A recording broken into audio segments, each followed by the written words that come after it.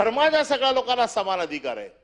मी काय खायचं, मी कसं वागायचं, मी कसं राहायचं, हा अधिकार माझा आहे। जोपर्यंत त्याचा त्रास दुसऱ्याला होत नाही तोपर्यंत तो अधिकार माझा आहे।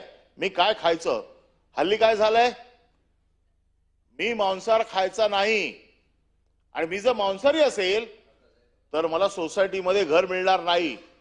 दिला कोणी अधिकार? हा घटनेने दिला। आणि मग अशा लोकांवरती कारवाई होणार नाही तर काय होणार? अशा लोकांच्या बाबतीमध्ये मी काय खायचं,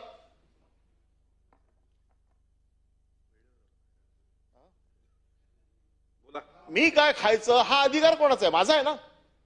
माझ्या अधिकारावरती गदा आणणारा कोण आहे?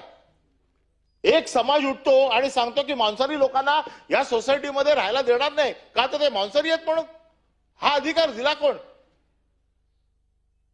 मटण कुठलं, झटक्याचं खायचं का हलालचं खायचं, हे देखील आता मंत्री ठरवायला लागलेत।